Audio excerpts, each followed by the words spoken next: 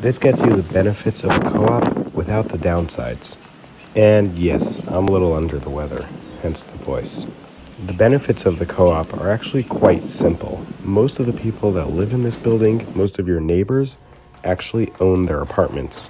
It's their investment. That's their piece of real estate that they own. So they're going to take care of it as well as any other owner would.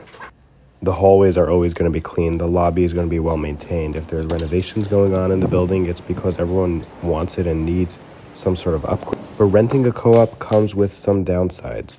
Primarily, co-ops usually have rules about how long you're allowed to rent for. So some of them are limited at 2 years, others at 4 years. Co-ops will also require board approval. So you may have to actually go and meet with the board, and it's really up to them whether or not you're approved to rent the apartment, and even then only for a limited time. This 2-bedroom in the Bronx with a balcony is a co-op, but it doesn't have those negative sides because it's a sponsor unit, so it doesn't have those limitations.